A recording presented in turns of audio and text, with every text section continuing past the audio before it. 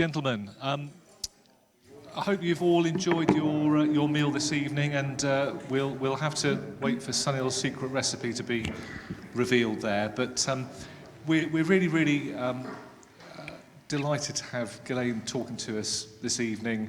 I know we were wanting something a little bit different in terms of subject matter. I think we're going to have that tonight. Gillaine, as you'll recall, came to speak.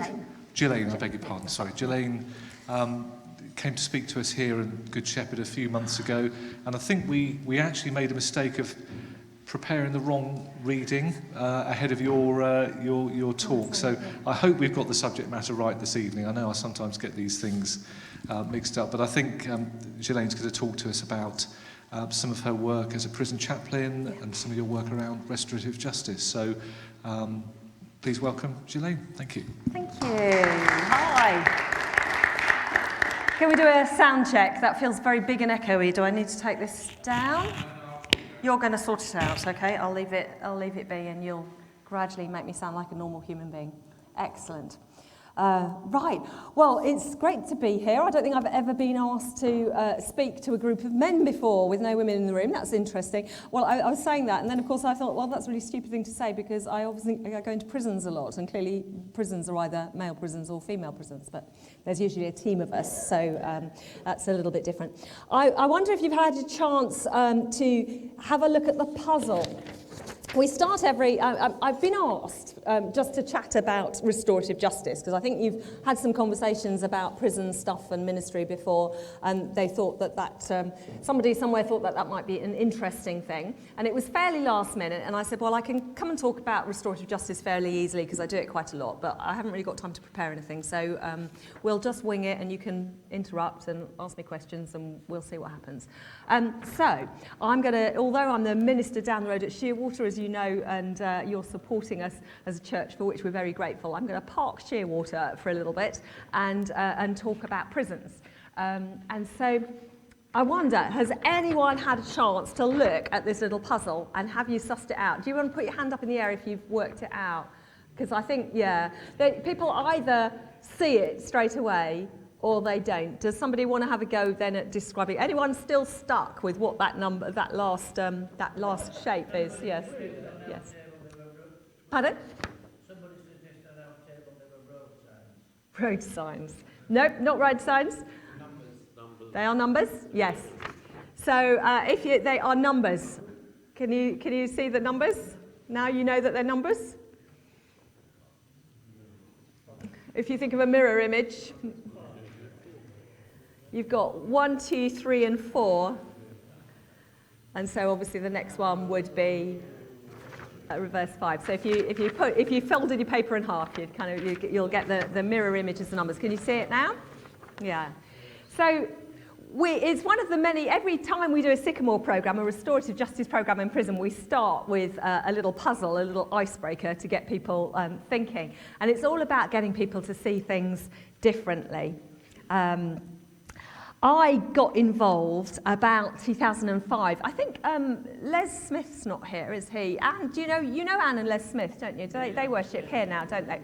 So back in the day when before I was ordained, and they and I was worshipping at St Saviour's in Guildford, Anne invited me to take part in Sycamore at HMP Send, and that was the beginning of my journey with the Sycamore Tree programme. I've actually got some of the books here if you want to come, and I've got all sorts of bits and pieces that you might like to come and look at afterwards. But the Sycamore Tree programme is run by the Prison Fellowship. It's a course that is a restorative justice course. I don't know how much you are familiar with the idea of restorative justice, but if you think about the kind of justice system we have in this country, it's a retributive justice system. It asks, what happened, who did what wrong, what law was broken, and how are we going to punish them? That is how our system is based. Whereas a restorative system would look at actually who was hurt by what happened, and what do they need in order to heal. So it asks very different questions. So restorative justice courses encourage the learners, the prisoners, to really own their own story for the first time and actually begin to make that journey of looking at what they've done and consider their victims and potentially to even meet them in a mediated setting. Obviously, it has to be safe and agreed by both parties. We don't just kind of plonk people in together and see what happens. There's a big lead up to something like that happening. But why would you do it? Because after all, somebody's broken the law. They've done something presumably bad enough to mean that they need to be locked up. So why would we look at restorative justice? What's our thinking behind it? The reality is that restorative justice courses have been proved to reduce offending. So back in 2014, and I haven't had a chance to update the stats, my son did a programme, a presentation that was based on restorative justice, and he prepared a load of stats based on some research that we did, and he came up with these figures. So they're a bit old, so I think you'll probably up everything, but they'll give you an idea of what was going on at the time. So between 2010 and 11, in just that 1 year, there were 620,000 offenders who were cautioned or convicted without custodial sentences or released. So there were 620,000 people knocking around who had committed a crime of some description and were out there. 170,000 of those people reoffended within a year. Okay, so 26.9% reoffending rate within a year. Now, each reoffender, on average, committed 2.9 offences each. Okay, so that's 490,000 new offences committed with those people once they in that period. The more shocking statistic, if you can believe this one, is that 57.3% of these were committed by offenders who had more than 11 offences already to their name. Okay, so almost 60% of the people who were reoffending had 11 or more offences to their name.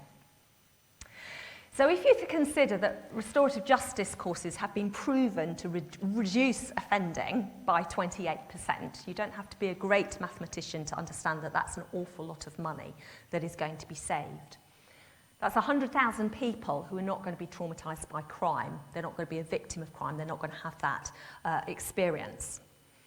And a restorative justice course like the Sycamore programme costs about £200 to put on. So if you compare that with what then, I don't know what the figures are now, was £37,000 per person per year in prison, and 83,000 plus people in prison at that time. I'm sure it's gone up by now. If you track all of those stats through, and I won't bother doing all the numbers with you, you're talking about something like £300 million of the public budget, of our money, our taxpayers' money, that you save for a cost of something like 17 million.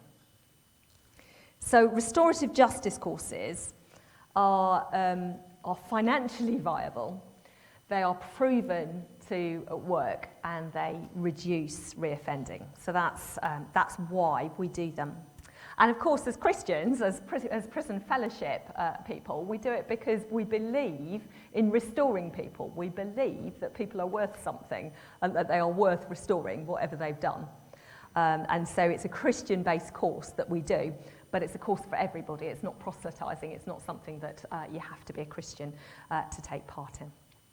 So in week 1 of this course, in these very simple workbooks, and they've been updated now, but they're very similar, they're very straightforward. They're designed because most of the folk in prison have learning difficulties of one kind or another. Many are illiterate, many have not completed an education. So the books are very simple, and they take you through a journey of restorative justice over 6 weeks. And in that time, we start at the beginning, we introduce people to Zach. Now, I'm sure some of you could guess that Zach is a Bible character commonly known as Zacchaeus, but we introduce Zac as the man who conned his community, and we start to use the story of Zacchaeus to help unpack an imaginary crime, something that happened a long time ago, and we start to explore that, a crime that's far away from home. It's not your crime, it's something that somebody else did, and we look at the tax and his thieving in the local community, and we start to imagine with the prisoners what that would mean to his community. And so by week 2, we're looking at the impact of crime, and we're exploring something that's called the ripple effect. So we're chucking things around in water. We start by dropping little pebbles in water and getting the ripples.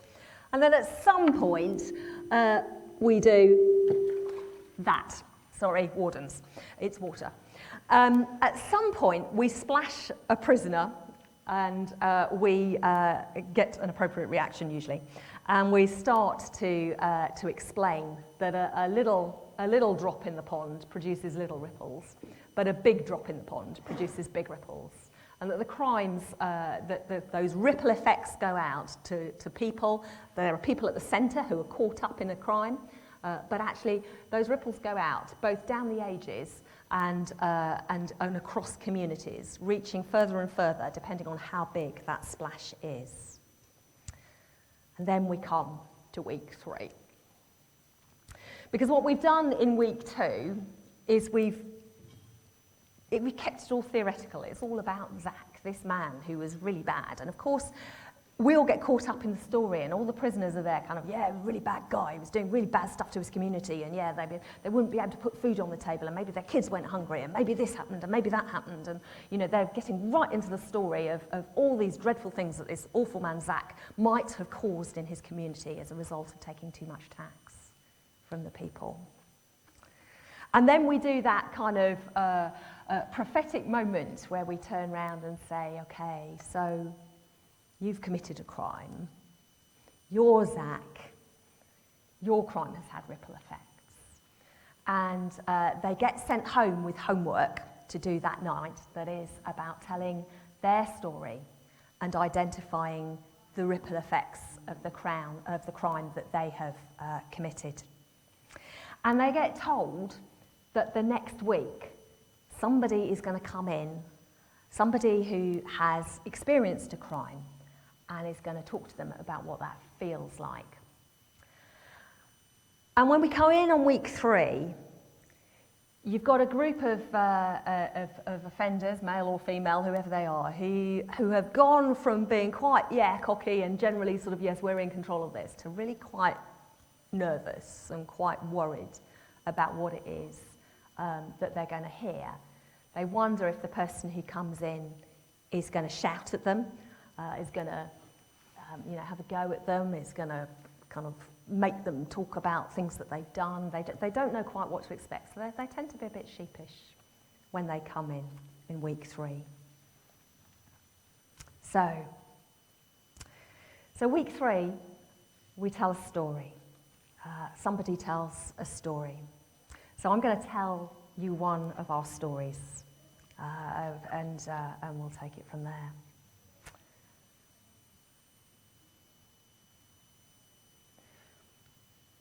We'd been married for just under 2 years when we moved to Guildford.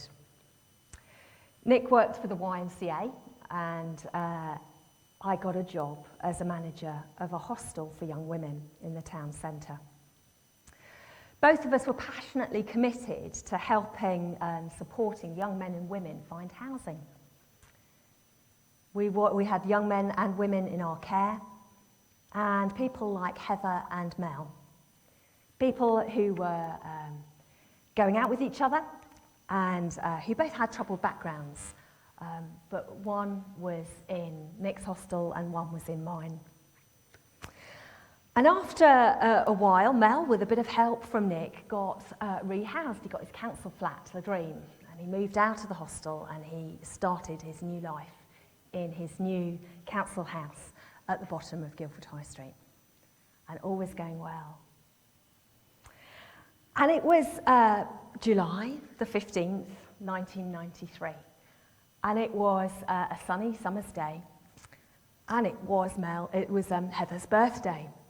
And so they decided they would go out for a drink and have a bit of a celebration. They decided to have some fun. Now, the trouble is that both Mel and Heather were alcoholics. So both of them didn't know how to have one drink, one beer. They couldn't have sat in this room and done what you guys have done and had a beer happily and left it at that. They had a lot, and they had a lot to drink. And as the day unfolded, things got out of hand. And so by the end of the evening, Heather had been up to hospital because she had been self-harming, and she'd been taken by Nick up to A&E, and she had been put back together again. She'd self-harmed, her wrists were cut, and she had been glued back together, stitched back together, was back at the hostel. And so by the time I came home, she was waiting and a bit drunk and a bit sorry for herself, and Mel was down in his flat, as far as we knew. And Nick dropped her off to me and said, because he'd taken her, because I'd been down at a training course somewhere else, and he'd got involved, and he said, what had happened, and left and went back to work. And as the evening unfolded, I was due to go out that evening, and what happened was, as I left the building, I saw a very drunk Mel staggering up Guildford High Street to the hostel at the top of town. So I gave Nick a ring and I said, look, I've got Mel up here. He's drunk. I need somebody to take him away because he's obviously, it's a female hostel. It's not appropriate for him to be up here drunk. And what shall I do? Shall I, and Nick said, right, don't worry, you go out. I'll be right up. I'll come and get him. I'll take him home. So that's what happened. So Nick came and got Mel and drove him back to his flat at the bottom end of town. And he went through the door, and because Mel was disabled, he'd had a bike accident many years before, and limped and was a bit slower up the stairs than Nick. Nick was the first one through his flat door. And what none of us could have expected was that Heather was waiting behind the door and that she had a knife. And Nick didn't actually stand a chance. There was no fight, nothing happened. It was quick. Heather put the knife straight through Nick's heart, and within minutes he was lying dead on the flat floor below. We don't know whether it was a drunken frenzy. We don't know whether it was post-traumatic flashbacks for Heather, who had been traumatised in her own younger years. We know that Mel desperately tried to help. We know that there was a good chance that actually it was Mel that she was angry with and waiting for. But the reality was that by the time Nick made it to the Royal Surrey, he was pronounced dead. And although I began to worry at 9, 10, 11 o'clock when Nick didn't come home from work, it wasn't until about 1 in the morning when I had finally called the police, because somebody had turned up at my hostel to say that there'd been an incident in town, they were frightened, they were homeless, they wanted a bed for the night. And so as I waited with her and heard the story, I started to put 2 and 2 together. And then in the early hours of the morning, the police showed up at my door. I didn't need to answer the door. I could have just let them go away then. As soon as I saw that there was a male and a female officer at my door, I knew that what I had started to fear was true. And that was the beginning of a major change in my life. Heather was sentenced. We had a court case at the Old Bailey 9 months later. The whole process took a long time. It took 6 weeks for me to get Nick's body back for a burial. It was 9 months before we were at the Old Bailey. And when I say a victim is not taken into account of in the justice system, in the retributive justice system we have, I really do mean it.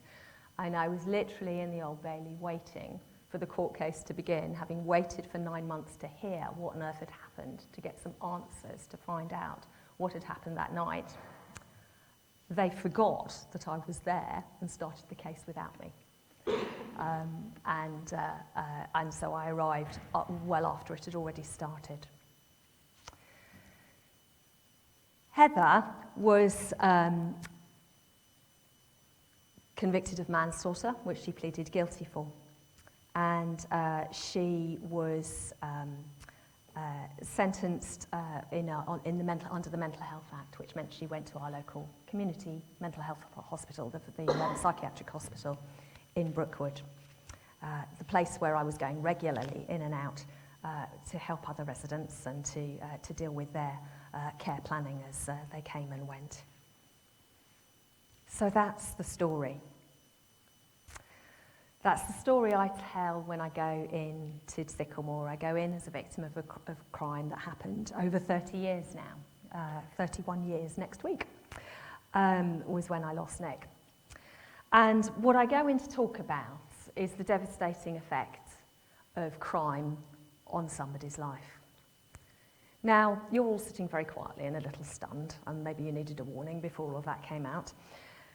But it may surprise you to know that most prisoners and most offenders don't really think about the people that they've hurt along the way. They don't actually think very much about the impact that their crime has had. For most of the men that we see, and the women that we see, they're more caught up in the effect it's had on them. That it's meant that their children don't have a father maybe, or that their partner's on their own, or that they've lost a job, or their home, or that they've been banged up and they shouldn't have been. All of those kinds of things. The other people that are suffering, they've let their mum down maybe, or whatever it is. It's quite rare, it's surprisingly rare, that people have actually taken a long, hard look at themselves and realised quite what an impact their own actions have had. So, week 3 is a really powerful time, because I had realised before Anne asked me to go in and to start doing Sycamore, and the first Sycamore I did was at Send in the women's prison. It was the most highly charged emotional Sycamore I've ever done, and I've been doing it now regularly since then, so for a good 20 years now. It's hard to explain the dynamic because it's different from any other talk that you're asked to give. As a preacher, you're encouraged to be encouraging and to bring good news and to tell what the Lord has done. And even before I was ordained, people wanted to hear my story and wanted me to talk. But they wanted to know how I survived. They wanted to know how I'd forgiven. They wanted to know where God was in all of this. They wanted to know that I see my husband has turned up, that I'm married again, that I have children. They wanted to know that it was all right. But my brief when I go into prison is not to make it all right. My brief is to be honest about just how awful that time was. And for me, that in itself was quite surprisingly healing. It took me by surprise, really, and made me realise once again that actually the system doesn't allow for the victim of crime to express what's been going on for them and how life has changed for them forever. For me, at the time, it was the loss of all hope. I was married not 2 years, and for me, at that point, it meant I assumed I would not have children, that all the hopes and plans that we had were gone. I didn't know quite what life would hold in store, but I knew it was changed irrevocably. Of course, I built a new life. And I'm grateful. There are not many people who say that that they've been happily married twice, and grateful for God's gifts to me and for holding me and keeping me in that time. But I won't pretend that it's easy, and I won't pretend that it's been easy, and I won't pretend that there aren't long-term effects of having survived a trauma like that. And any brief conversation with my husband will probably reveal some of the things that I probably didn't even realise were going to be problems for quite a long time to come. But thankfully there are such things as therapy and people to talk to and prayer and patience, and God is good, and I'm still here, and I still get involved in all of these Sycamore things. So what happens next? well, they carry on. They carry on looking at the course, and after their week 3, they are a bit more reflective, a bit more sober, a bit more ready to start to look at their own crime and to start to look at their own ripple effects and the things that they've done.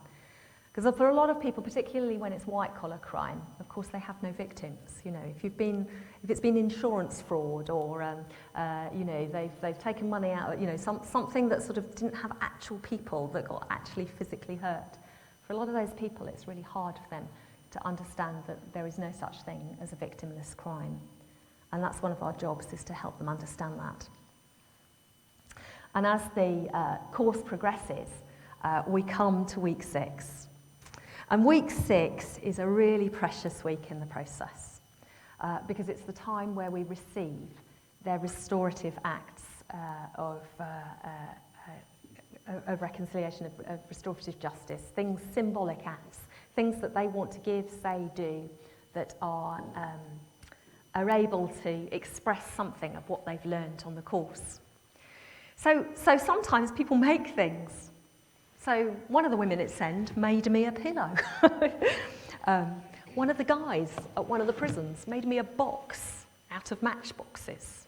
And inside it says, "I hope one day people will find it possible to forgive me."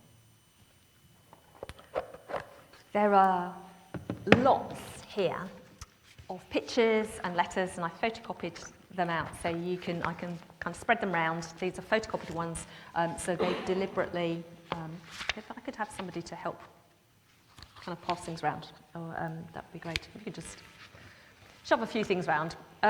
People have an opportunity to say something, and I've got a couple of letters here that I'm going to read as examples.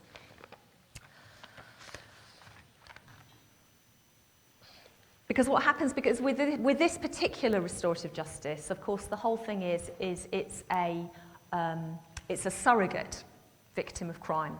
It's not their real victim of crime. I'm a kind of trial for whether or not they can face their own victim in time. And so what they're doing is they're pretending that I am their victim of crime, and they're either addressing me because they've heard my story, or they're addressing their own victim. But they are using me to send out positive ripples. And we have another bowl of water, and we drop pebbles into it. Each person comes and says what they want to say, and does that. So some people are articulate. This is something that one of the women wrote on the first course I think that I did. When I first started Sycamore Tree, I really didn't understand what it was all about. But during my journey through, I've learned so much, and it has changed my way of thinking completely. I thought I would never be forgiven, or that I would ever feel hope. When Gillaine told her story, I felt a deep sense of guilt and remorse, and I did confess to her. That caused quite a lot of trouble, because actually she shouldn't have told me everything that she did, but she did. I'm so grateful for being given the chance to talk to her, as now I would definitely meet the victims of my crime and give them answers and hopefully give them closure, whereas before I felt too scared at the thought of even seeing them. I feel that Sycamore has changed me. It's shown me the reality of the damage that I've done. I do show deep gratitude that Gillaine agreed to talk to me. It was emotional and at times hard. Sycamore has shown me that I can be forgiven, accepted and trusted again. I feel I'm in the process of reparation and restoration, and now I do have hope for the future. From Debbie. Sometimes they're very inarticulate, but express so much. Just the word sorry scribbled on a page. I've been wrapped too. I've had pictures, I've had photos. I've got one more I'm going to read, and then I need to stop because I suspect, I don't know what time it is, but I think I've probably outstayed my welcome. I will just do 2 more things, and then I will take any questions. This is written, I can't, this has no punctuation in it. That's quite common. They don't know, yeah. I say they don't know. They see me smile, but they don't know what I feel inside. Only you know, yeah. Only you know they see me smile, but they don't know what I feel inside. They see the dancing, they see the performance. Enough people see my life and want one. But them don't know, say more, time it took, dumb, and them don't see on my belly me crawl upon. But my mummy just called me with tears in eyes. She never know me have a stage show tonight. Not even she see the fears in my eyes. But me still go on, put on the show. Because they don't know yet. They don't know who I. They see me smile, but they don't know what I feel inside. Only you know, only I know. Yeah, they see me smile, but they don't know what I feel inside. In the boiling sun, footing it on the street, righteous music, me putting it on the beat. But nothing not righteous, but how life sit if you don't know hard life, then you don't know life yet. Because my papa just called me, poverty made him a screw, him. Never know, say me, have an interview, but me still have to put on the show. Because they don't know. I say they don't know. Yeah, they don't know who I. They see me smile, but they don't know what I feel inside. Only you know they see me smile, but they don't know what I feel inside. Yes, so allow me, let me cry, because only I know how I feel inside. They don't know that a one shirt me have to wash it and sun it, and they don't know me have to work in it in 6 feet of snow. They don't know. Only I know. I'm not even sure what half of that means, to be honest. But I do know that over and over again, we see people make promises that they are no longer going to carry knives, that they are no longer going to get involved in this tit-for-tat retributive system that allows them to keep kind of circling round and getting into more and more trouble and back into the system. Sometimes the penny drops and it means that they're going to make a change. And we usually finish, we often tell them that holding a grudge is like drinking poison and expecting some other fool to die. We talk a lot about forgiveness. They're really interested in what that might mean. It's usually a very new concept for them. But one of the things we do with them at the end is we take a note and ask them a simple question. What's that worth? It's a tenner. It's worth a tenner. And we say, and we fold it up and we eat it.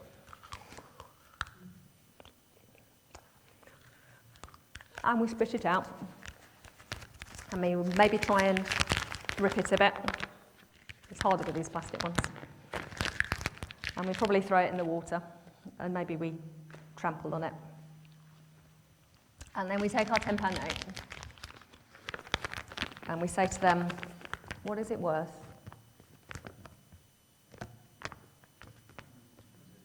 It's worth a tenner.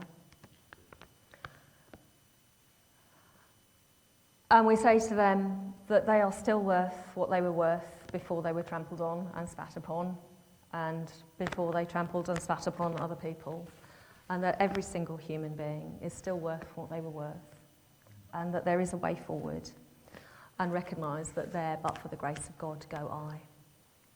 The thing that surprises me most about prison ministry is how many people I meet who are just like me, and how many times, having worked in the hostels, having worked in the prison system, I am always amazed at how much luck has to do with morality. And what I mean by that is, if your children are starving, what would you do? If you took your eye off the ball when you were driving and killed somebody, where would you end up? If you lost your job, how long would it take for finances to spiral out of control? And therefore, we try, in our own way, to restore some sense of worth, forgiveness, and something of God's love to each of the prisoners that we see. I'm going to stop there because I have no idea what time it is, and I think it's already time to go. It's past. You've been very quiet, and nobody's waved at me and told me to stop, which doesn't. So you're still there. I put some questions, actually, those questions my son put together when he was doing, for his class, when he was doing his project. They're questions about forgiveness and restorative justice. But you don't have to look at them, and you may be ready to go home. But I am happy to take any questions if you've got any questions about prison life and restorative justice. I've also been a prison chaplain as well, in a voluntary capacity at Send. So I do know a bit about prison life outside of the restorative thing. Simon? How open are prisons generally to the sycamore courses? Very open, usually, but financially they often can't afford to put them on very often. I mean, after COVID there was a huge demand, and we didn't actually, you have to be a trained tutor to teach the Sycamore programme, and as I say, it was back in the day about £200 a person to run the programme, and we tend to run them with about 20 participants. That varies. I mean, I've done them in psychiatric hospitals as well as in prisons, and and that's been smaller numbers, but yeah. So there is usually a desire to do them. They are one of the courses that is recognised as positively on their probation, because they do actually get, there's two sides of it. They get an educational certificate, they get an NVQ, so they get something accredited. It's an accredited course, then that's why it has to be tutored properly. So they do, if they complete their workbooks and hand them in, they get a course. So they get an attendance certificate that says, yes, you've done this. But if they complete their workbooks properly, they actually get marked on them, and they do get credits. And the fact that they've been through a restorative justice programme, that the system knows that they will have had to face up to things, and they will have had to have, been pushed through certain hoops, means that actually kind of goes well for them towards their rehabilitation. Hi. How accepting is society to receive people back into Not very. society? What is the process then to try and encourage employers to consider them? Yeah. I mean, if they go try and insure a car, they have to declare anything that's gone before. Yes, I mean, obviously it depends on what they have to declare, or depends on what they've done and all of that kind of thing. But yes, I mean, in a sense, once you've done your time, you should no longer be an offender unless there's a reason why. Obviously when we're talking, there are certain offences that are going to follow you around for the whole of your life, clearly. Obviously, yes, it can be very, very hard, particularly when you're often just kind of dropped really at the prison gate with, I mean, it used to be, I'm not sure how much it is now, it used to be about 40 quid in your pocket or something, and sometimes with barely more than the first night organised. And if you think about, I mean, they say that it takes 6 months to a year for somebody to become institutionalised. If you think about the changes that happened during COVID for us, and how when we got out of COVID, doing things openly and differently and touching people and hugging, all of that felt really odd and fairly different. And if you do something for 6 months to a year, that becomes habit. So if you've been in prison and you've had all your meals provided, you've not worked, you've had a regime, you've been told when to get up. It's a very strict regime. It's the same in every prison up and down the country. You get up at a certain time, your meals are at a certain time, you work in the prison, or out of the prison if you're in an open prison, but everything is structured for you. Then to suddenly be let loose, and for those with longer offences, some people are coming out and they went in before the internet was knocking around. How do you negotiate life when there's no mobile phones in prison? That's one of the big things about James Bond. Which was the film that he took a mobile phone into prison, and we're all looking at it going, can't take phones in prison. I could be put in prison myself for taking a phone into prison.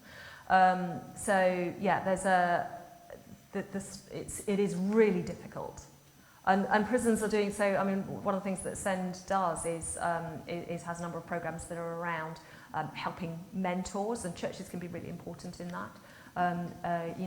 Getting mentors, linking with people, providing support, meeting with somebody, doing that transition. If you've been a friend to somebody in prison, if you've been an official prisoner visitor or written letters, and then you can, carry on, have those, there are formal ways of kind of helping walk alongside prisoners when they come out. But yeah, it's very, very difficult. And partly that's the reoffending rate. I mean, I've known prisoners, we said goodbye to them on one day and they've been back within 24 hours because they just couldn't hack it. It is very difficult. Thank you. Have you had experience of where the prisoners have actually met with the person? With their... So what happens after the Sycamore programme shuts down, there's usually a follow-up week in which anyone who's expressed an interest in actually going forward can then do that. And there's an organisation that does that, and it's it's obviously handled very, very carefully. It has to be handled neutrally and mutually. You can't just go and see somebody. I tried. I wanted to meet Heather, and I mean I haven't read it here, but I've actually got the letter that I wrote to her that I wrote as my act of restorative justice on one of the Sycamore programmes that I did, and I wrote this letter when I felt that I'd got to the point that I wanted to meet her, and then I started trying to explore that, and I found out that she died. So I will never get the opportunity to meet her. And yeah, it's but people do, and we do, and we use a lot of video material in the course, and there are video examples threaded throughout the course of people who have met and have had really good relationships with, there's one with somebody who's lost a son, I think it is, and actually the person who killed the son almost becomes like a surrogate son. It's, there's some really quite moving stories of forgiveness and love shown, and those that lots of those are Christian people who like me get involved in telling their stories in Sycamore. Yeah. Oh. Okay. Yeah. Oh, right. Well, I was going to say, my daughter's boyfriend's actually on a course doing forensic psychology, and he works in the ladies' prison, working on rehabilitation. Yeah. It's probably slightly different. But he used to work in children and young offenders, which is Mhm. like boys, teenagers. Mhm. But he said with them, a lot of them didn't bother coming on to the sessions because they Yeah. wouldn't. I think it was optional. Yeah. But I was just kind of curious as what sort of percentage of the prison population actually have some sort of way of rehabilitating themselves. Yeah, some sort of course. I mean, not A just course. Yeah, I mean. I don't know what percentage of prisoners do Sycamore courses. I mean, they're always they're always oversubscribed when we put them on. But you have to obviously be at a certain stage in your prison life. So we don't take to people when they first come in, because they quite often will be moved around a lot before they settle. But also at the other end, if they're about to be released, they've got to be able to actually complete the course. So it's variable. I don't know how many. I don't know what the answer is to that, I'm afraid. Percentages. I mean, certainly restorative justice ought to be part of the system for everybody. And these days, I mean, a victim of crime nowadays is allowed to make a statement to the court, which didn't happen in my time. And my case was different because it ended up being a mental health case rather than a prison case. It basically removed all the rights I might have had to have had any contact or to know what was going on. So I'm not even allowed to know what happened to Heather and how she died, or I know she went to Broadmoor from Brookwood. I know something happened, but I don't know what, that meant that she got moved to Broadmoor. But then Broadmoor shut its doors to women some time ago, and I don't know what happened to her after that. So, so that's where GDPR comes in, because if it's a mental health case rather than a prison case, you don't have the right to find out. It becomes another example of the way that the victims of crimes are not actually acknowledged in terms of what they need in order to move on and to have questions answered. But there is more of a push generally within the prison system for people to do restorative justice stuff. I'm curious as to what the catalyst is for restorative justice in the prison system, because my wife is a primary school teacher. She's worked in a few schools, one or two of Some do it in schools. restorative justice in that environment. And the catalyst, as I understand it, is often the head teacher who will have worked with it and seen the benefits, and they're the ones who are pushing for it. Do do you have any insight into how? I mean, the chaplains drive much of, these kinds of courses. The chaplaincy, Leslie got did she get an OBE in the end as she retired or something, an MBE or something for her? So Leslie Mason, who was the chaplain at Send when I was there, was creating courses left, right and centre for all sorts of stuff from, bereavement and loss. And, there were all kinds of issues that the women were dealing with. And the chaplains, as you would expect, as churches are driving a lot of the social justice things that go on in prisons. And of course, they're the ones that can pick up the volunteers as well to do it, because nobody gets paid for doing Sycamore. You have to be trained, you have to, have done the course and be able to deliver it properly, but you don't take a salary for it. It's done purely on a voluntary system. So obviously the need is greater than the ability to supply it, really. So it's a great thing to get involved with. I mean, one of the things we do on week 6 is we invite community members in. So I always take people in with me for week 6 so that they see what the restorative, they meet the prisoners and see what the learners have experienced and learned, and they see, firsthand. And it means also that the offenders they're not speaking into a vacuum. They're not just, they're being made to face members of the community. So they're kind of nervous again on week 3, but on week 6. By the time you go in week 6, you're their friend, and everyone else is kind of like, are they going to be nasty to us? But it's a good way of we all say that it's, okay, you've got your victim and you've got your offender, but you've also got the community. It's back to your question. You've got to have a community that's prepared to accept an offender, because if it's just down to the victim and the offender, that dynamic's no good.